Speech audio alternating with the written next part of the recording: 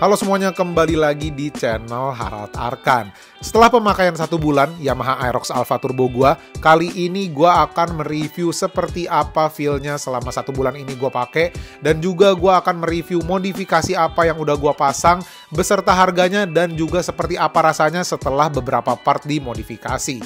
So tanpa basa-basi, ikutin terus vlog kali ini. Oke, so pertama-tama gue akan bahas lebih ke mengenai motornya dulu ya. Jadi setelah 1 bulan ini gue pakai motornya seperti apa sih? Rasanya, feel-nya gimana, power-nya gimana, performanya seperti apa, dan lain-lain. Yes, jadi setelah 1 bulan lebih sedikit lah ya gue pakai Yamaha Aerox Alpha Turbo ini, gue cukup puas dengan performasi turbonya sih ya. Jadi menurut gue itu oke, itu cukup membantu di saat kita lagi mau nyalip ya kan, terus lagi ada tanjakan, exit corner. Menurut gue itu benar-benar membantu banget. Nah cuma menurut gue kalau untuk feel dibawa motornya dari Aerox yang generasi old banget ya kan, yang kayak punya gue tuh, sampai ke yang Aerox Alpha ini, menurut gue feel-nya itu kayak ya sama-sama aja gitu loh. Mengenai powernya, kemudian ergonominya, secara dibawa juga rasanya sama aja.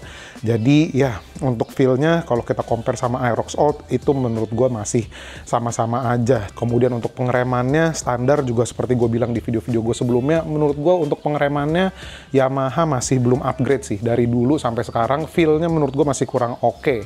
Beda kalau kita compare sama brand sebelah, menurut gue pengeremannya standar aja menurut gue udah cukup oke banget. Waktu itu gue udah touring 1200 lebih menggunakan motor tersebut ya kan, dan pengeremannya juga masih standar. Menurut gue itu udah cukup banget gitu loh, apalagi kalau misalnya udah di-upgrade ya kan untuk bagian pengeremannya. Tapi sekarang kan kita lagi bicara kondisi standar dulu ya. Menurut gue dari segi power, handling, segala macam, pengereman, suspensi, itu menurut gue masih sama aja. Bahkan kan untuk suspensi aja sampai sekarang ini masih menggunakan suspensi yang sama kayak di Aerox Old gua. Jadi ya masih mirip-mirip lah ya kalau kita compare sama Aerox yang old banget. Kemudian mengenai konsumsi bahan bakar rem, menurut gua Aerox ini kalau dibilang irit juga enggak, tapi boros banget juga enggak. Jadi ya tengah-tengah lah. Nah kalau gua compare sama Stylo, gua ngerasanya pas lagi bawa Aerox ini kayak lebih sering ngisi bensinnya gitu loh dibanding Stylo. Entah kenapa, padahal kalau misalnya kita ukur secara tangki bensin Aerox ini lebih besar 0,5 liter kalau kita compare sama Stylo. Tapi entah kenapa, ya mungkin memang karena mesinnya juga, performanya ya kan, jadi menurut gua Aerox ini kayak lebih sering sih ngisi bensinnya. Nah sekarang kita masuk ke bagian yang paling serunya. Gua akan membahas modifikasi apa aja yang udah gua pasang di Aerox Turbo gua beserta harganya, dan juga seperti apa rasanya setelah di-upgrade ya. Jadi kita mulai dari bagian atasnya dulu nih. Nah bagian atas ini untuk windshieldnya, gue udah menggunakan windshield clear gini. Ini gue pindahin dari Aerox Old gue, sampai ke baut-bautnya juga gue pindahin. Mungkin windshield plus baut ya kurang lebih sekitar 100.000 lah ya. Gue juga lupa pastinya berapa karena udah lama banget. Terus ini master remnya. Di sini master remnya gue sudah menggunakan master rem dari RCB. Tipenya itu S1FL, ini yang tipe paling terbarunya. Kemudian untuk tabung minyak remnya juga sudah termasuk ya, jadi itu nggak beli lagi, udah include sama si master remnya. Untuk harganya itu di sekitar 2,5 juta bagian kanan dan kirinya. Nah untuk yang kanannya ini gue pakein yang 17 mm, dan yang kirinya gue pakein yang 15 mm nya, berhubung kita menyesuaikan sama si kalipernya juga.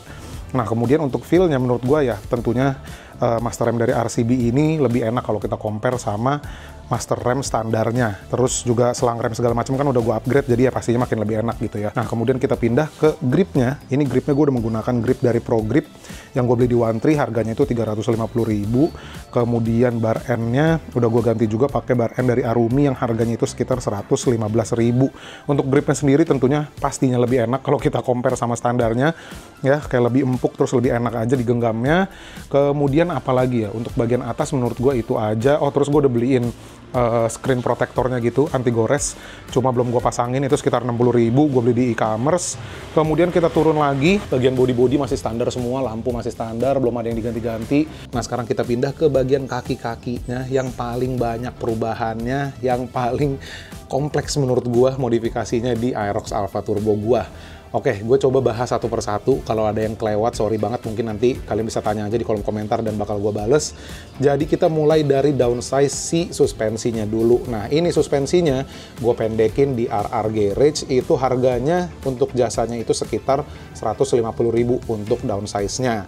Jadi ini gue turunin sekitar waktu itu 5,5 sentian, kalau nggak salah, gue lupa juga berapa pastinya, kalian cek aja video gue yang sebelumnya. Nah, proses downsize-nya itu, ini pernya nggak ada yang dipotong sama sekali ya. Jadi kemarin itu dibakar, pernya kemudian dipres supaya lebih pendek fitmentnya. Feel-nya setelah dipendekin, menurut gue ini masih oke banget ya. Dan ini gue setting agak cukup keras settingannya supaya gue lebih enak aja gitu loh untuk cornering, untuk manuver segala macam kalau memang suspensinya itu lebih keras. Sebenarnya bisa disetting bisa lebih empuk lagi. Cuma kemarin dari awal udah kayak gini, settingannya udah keras begini, menurut gua kayak fine-fine aja ya kan, oke-oke aja. Jadi gue biarin settingannya keras seperti ini. Sebenarnya kalau kalian mau empukin itu juga bisa. Cuma ya balik lagi ke selera masing-masing. Ya kan gue lebih seneng tipikal suspensinya bantingannya seperti itu. Jadi itu dia tadi untuk mendekin suspensi sekitar 150.000. Nah sekarang kita masuk ke bagian pengeremannya lagi nih. Pengeremannya udah banyak banget ya kan yang di-upgrade. Kemudian untuk perubahannya juga udah banyak banget. Gue coba bahas satu persatu mulai dari kalipernya. Di sini kaliper gue menggunakan kaliper dari FJN, tipenya itu GP10 kalau nggak salah, yang finishingnya silver dengan red logo seperti ini. Dia ada beberapa pilihan. Gue lupa juga ada warna hitam juga kalau nggak salah. Ini harganya sekitar 2.100.000 untuk kaliper si FJN ini, belum termasuk bracketnya. Jadi bracketnya ini gue beli terpisah lagi, merek Mufak, harganya itu sekitar 295.000, hampir 300.000 untuk bracketnya. Nah ini nggak bener-bener plug and play, jadi banyak banget yang harus dirubah-rubah. Lebih ke si kalipernya sih sebenarnya, ke bracketnya. Nah kalau untuk kalipernya ini nggak ada yang diubah-ubah sama sekali. Seinget gue ya nggak ada yang diubah-ubah sama sekali. Gue lupa kalau misalnya si kampasnya sempat dipapas atau enggak, tapi seinget gue lebih ke bracketnya aja. Nah bracketnya ini banyak banget yang dipapas-papas supaya menyesuaikan bentuk kalipernya biar bisa pas juga. Jadi menurut gue ini cukup kompleks untuk bagian bracketnya. Nggak bener-bener plug and play, padahal sama-sama 100 mm juga pitchnya antara si kaliper dengan bracketnya, tapi ya pastinya harus banyak yang diubah-ubah. Nah kemudian selang minyak remnya, di sini gue menggunakan selang minyak rem dari Hell, harganya itu 1.850.000 karena ABS ya kan. Kemudian untuk disnya, ini gue disnya menggunakan dis dari Black Diamond, harganya seingat gue sekitar 400 ribuan, gue lupa juga berapa pastinya, tapi kurang lebih segitu.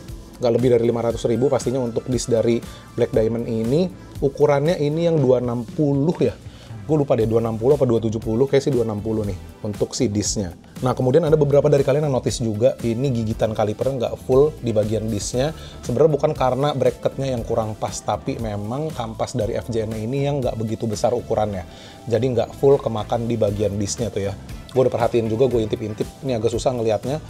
Itu menurut gue udah maksimal sih, tapi memang karena kampasnya aja yang kecil, jadi dia nggak bisa ngegigit full di bagian disknya. Cuma menurut gue sih masih oke aja, feel-nya nggak ada masalah. Paling PR-nya adalah ini antara disk dengan kalipernya itu masih belum center guys. Jadi kalau misalnya gue maju mundurin pelan-pelan kayak gitu, dia tuh ada bunyi-bunyinya gitu. Karena masih mepet ke salah satu sisi si kalipernya. Jadi berikutnya gue bakal mapas si dudukan disknya ini nih yang ada di bagian velgnya. Jadi ntar agak dipapas sedikit supaya disknya lebih masuk lagi biar center antara disk dengan kalipernya. Ya cukup kompleks ya ternyata, modif Matic banyak banget yang harus di custom tapi ya udah kita nikmati aja prosesnya. Oke, menurut gue kayaknya itu aja. Oh satu lagi sama si minyak rem ya. Minyak remnya gue menggunakan minyak rem dari Brembo, harganya tuh gue beli di One Tree 137.000. Oke, jadi pengereman menurut gue itu aja. Sekarang kita pindah ke bagian velgnya. Nah, velgnya di sini gue menggunakan velg dari VND, tipenya itu New Speed, harganya sekitar 2 jutaan harusnya. Kenapa gue masih belum bisa pastiin harganya berapa? Karena ini sepertinya belum diproduksi massal sama VND. Jadi ya kurang lebih sih segitulah harusnya ya. Karena setahu gue yang velg-velg lain dari VND itu harganya sekitar 2 jutaan. Tipe New Speed yang depannya itu ukurannya 185, yang belakangnya 215. Downsize tentunya supaya menyesuaikan dengan konsepnya juga. Nah, bannya gue menggunakan ban dari Pirelli, tentunya tipe Rosso Sport, ukuran depannya itu 90/80, yang belakangnya 100/80 ring 14 sama depan dan belakang. Nah untuk harga ban dari Pirelli ini depan belakang sekitar 800.000 ya untuk tipe Rosso Sport dengan ukuran yang tadi udah gue sebutin. Kemudian untuk bagian spakbornya, kalau kalian notice ini spakbornya juga lebih turun ya. Ini gue beliin bracket lagi.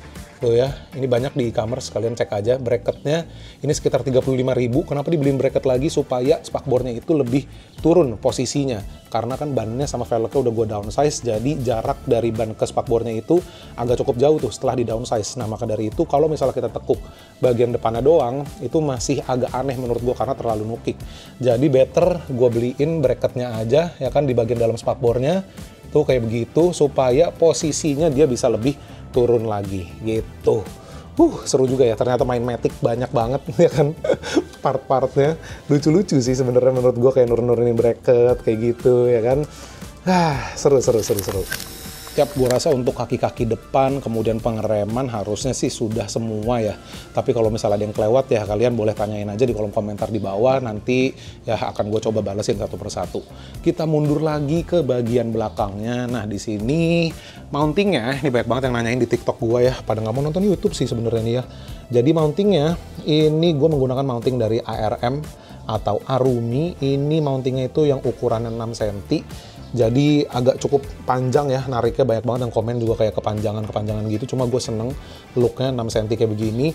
Harganya itu sekitar 290.000, hampir 300.000 untuk engine mounting si Arumi ini. Sebenarnya sejauh ini sih menurut gue semenjak ganti engine mounting nggak ada kendala yang gimana banget ya. Cuma yang agak gue notice sedikit di bagian belakangnya menurut gue, karena setelah gue nggak tahu ya, gue lupa juga makanya sebelum dipakein engine mountingnya miring atau enggak. Jadi menurut gue kayak setelah pakai engine mounting ini, ban bagian belakangnya itu jadi kayak agak kurang center gitu sama si bagian spakbornya. Tapi ya entah sebelumnya kayak gimana, cuma ya kayak gitu menurut gue. Kemudian kalau kalian notice itu ada kabel-kabel, itu kabel untuk lampu kolong guys, tuh ya. Lampu kolongnya ini harganya sekitar 200 ribuan. Memang lebih mahal kalau kalian compare sama lampu-lampu kolong lainnya, cuma menurut gue lampu kolong ini keren banget, cukup terang nyalanya. Dan yang paling keren adalah kita bisa setting lampunya ini dari aplikasi guys, dan aplikasinya udah ada di iOS dan untuk di Android juga udah ada. Jadi menurut gue keren banget, bisa kita setting warnanya mau kayak gimana, modenya kayak gimana, tinggal kita setting aja langsung dari HP. Keren sih menurut gua.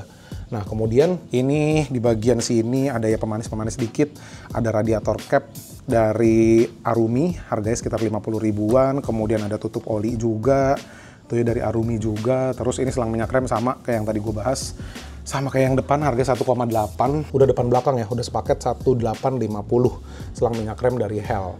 Nah kemudian untuk kaliper belakang, pengereman yang belakang nih, ini gue pakai FJN juga, tipenya gue lupa FJN apa, tapi ini yang 2 pistonnya, yang depan 4 piston ya kan.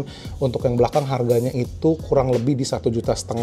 Jadi depan belakang kurang lebih di 1,5 juta untuk kalipernya. Bracketnya ini terpisah juga tentunya, bukan dari kalipernya. Gue beli bracketnya itu sekitar berapa ya, 200 atau 300 ribuan. Gue lupa juga berapa pastinya untuk bracket kaliper si FJN ini. Nah ini sama kayak yang depan juga, jadi tentunya banyak perubahannya lagi, ada di papas-papas lagi, cuma seingat gue nggak sebanyak yang depan mapasnya. Jadi yang depan memang cukup banyak mapasnya, cuma yang belakang minim sih, sedikit doang untuk ngepasin si kaliper sama si disnya ini biar pas gitu loh. Nah yang belakang velgnya tentunya sama ya, nggak belang, pakai new speed juga. Ini bannya pakai Pirelli Rosso Sport yang 100/80 ring 14-nya. Nah kita naik ke atas di sini, lampu sennya udah gue ganti menggunakan lampu sen dari Lighttech yang sequential gitu, cakep banget nyalanya. Ini gue coba nyalain ya. Oke, tuh nyalanya seperti itu, cakep banget. Ini gue beli di 1.200.000 untuk lampu sen dari Lighttech-nya, belum termasuk bracketnya. Nah ini kan lubangnya besar, jadi kita harus beliin bracketnya lagi. Ini bracketnya dari RNG sekitar 200.000 nih, bracket yang ininya nih ya. Jadi total untuk lampu sen aja 1.400.000 lampu sen dari Lighttech beserta bracket dari RNG-nya. Terus lampu kolong kayak begini guys, tuh ya, cukup terang sih menurut gue. Ini lagi terang aja cukup kelihatan tuh ya lampunya. Satu lagi yang tersembunyi di balik box filter udara ini, jadi filter udaranya udah gue ganti menggunakan filter udara dari Nemo by GMA Product Series. Harganya itu kurang lebih di 150 ribuan.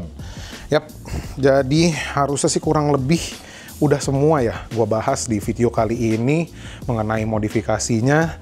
Harusnya sih udah semua. Kalau misalnya ada yang kurang-kurang ya kalian bisa tanya aja di kolom komentar di bawah. Nanti akan gue coba balas satu persatu. Tapi gue rasa harusnya sih udah semua untuk modifannya. Jadi untuk 1 bulan pertama ini kurang lebih modifikasinya seperti itu. Tentunya masih banyak banget ya, perjalanannya masih panjang. Ya kan, modifikasi Aerox Alpha Turbo gue, kayak suspensi belum gue ganti. Ya kan, masih standar. Gue masih nunggu, masih inden. Kemudian knalpot ini masih standar. Ya kan, sebenarnya udah ada, cuma belum gue pasang, belum sempat pasang. Next videonya mungkin bakal kita ganti untuk knalpotnya, kemudian ya masih banyak lagi lah, kayak belum repaint, jok juga belum kita papas, segala macem. Jadi pastinya masih banyak banget, masih panjang project untuk Aerox Alfa Turbo gua. Bagian mesin juga belum, karena masih belum ada yang bisa ngerjain, ya kan. Sebenarnya kalau ngerjain mesinnya doang bisa, tapi kiriannya masih belum ada yang bisa mainin. Jadi ya kita tunggu aja, sabar aja ya kan, tunggu sampai ada orang yang udah bikin dulu aja, nggak apa-apa, nggak usah jadi yang pertama. Yang penting udah aman dulu, baru nanti bakal kita mainin mesinnya. Jadi kurang lebih seperti itu untuk video kali ini, 1 bulan bersama Aerox Alfa Turbo ini. Kita tunggu aja next projectnya seperti apa. Kalian juga boleh komen di kolom komentar di bawah, kira-kira part apa lagi yang harus dipasang di Aerox Alfa Turbo gua. Jadi cukup sekian dulu untuk video kali ini. Terima kasih banyak buat kalian semua yang udah nonton video kali ini. Jangan lupa like, comment, share, dan subscribe. Sampai ketemu lagi di video-video berikutnya. Thank you guys.